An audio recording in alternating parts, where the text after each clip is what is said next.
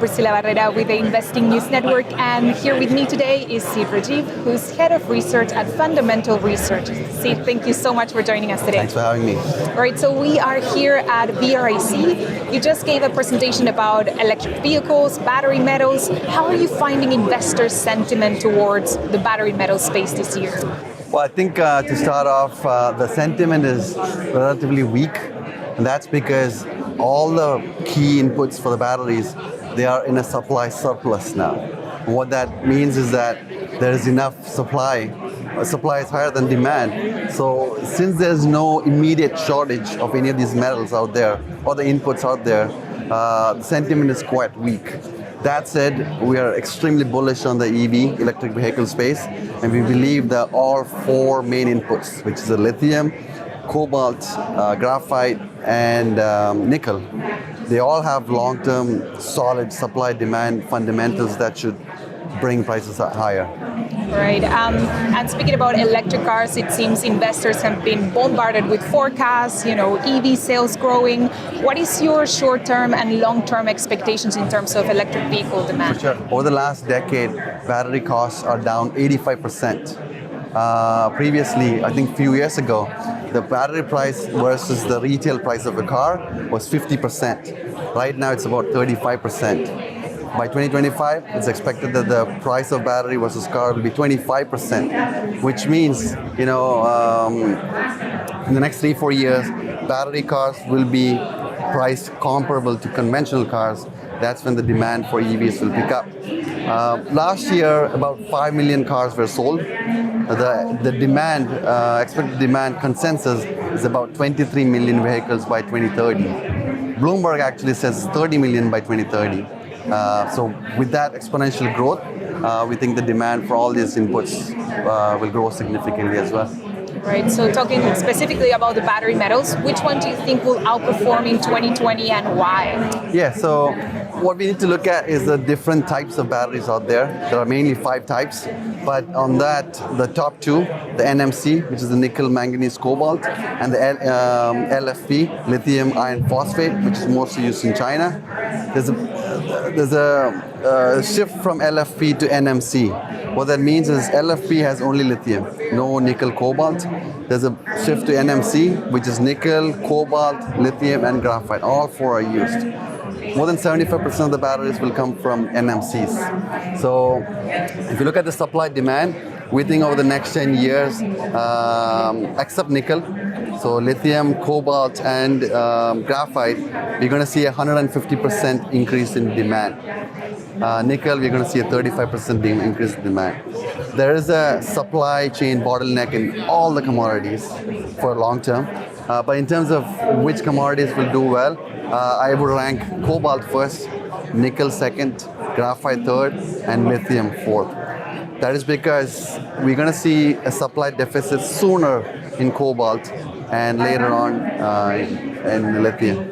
Right, so long term you are bullish on cobalt. Is that also the one that you're most interested in going forward in the long term?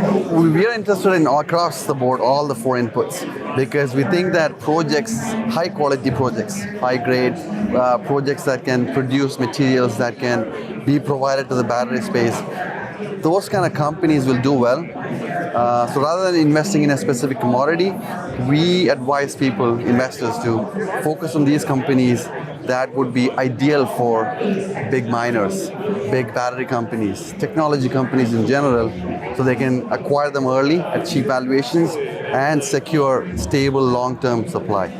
All right, and one of the things that we've seen in the battery metal space is a lot of talk about long-term supply deals between car makers. There's been talks between Tesla and Glencore. Allegedly, there's been a BMW speaking to Glencore. What about junior miners? Are you expecting to see more off-take deals between junior miners and car makers? I do. It's going to take time, but I do see good projects out there being actively monitored by these battery companies, technology companies, because they do need to secure supply. In the case of cobalt, more than 60% of the demand comes from the GRC. And if you look at the combined resource estimate of all the pre-development cobalt projects worldwide, even if all of them are in production, they can only supply about 3 years, under 3 years of global supply. So these kind of companies will be monitoring projects with high quality mineralization and grade.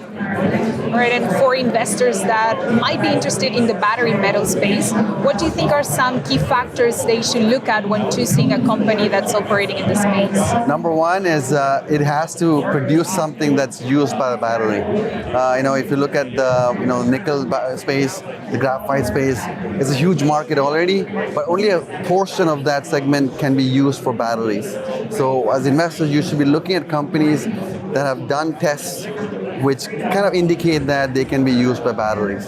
So the ability for them to be used in batteries plus their grades, then you want to look at how massive they are, what's the capex to build these projects, and last but not least, it should be in safe jurisdictions. All right, and do you have any particular stock picks in the battery metal space? Yeah, so I can name a few in each sector.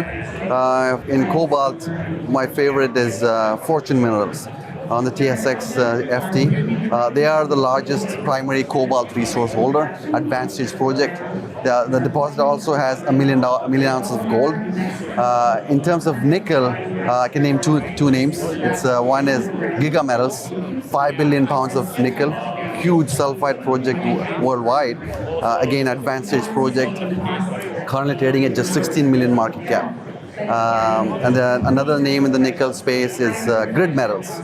Small company, 200 million pounds of nickel, but the capex is very low too. And then they're also exploring for palladium too. So I like these two names in the nickel space. And then moving on to say graphite, my favorite is Graphite One, which is probably the largest deposit in the US. The Alaskan governor really recently told that this project is a high priority infrastructure project. Again, advanced stage, and market cap is under 10% of the NPV. Great, Sid, that's all we have for today. Thank you so much for joining us today. Thanks for having me. Once again, I'm Priscilla Barrera with the Investing News Network, and here with me today is Sid Rajeev, who is the head of research at Fundamental Research.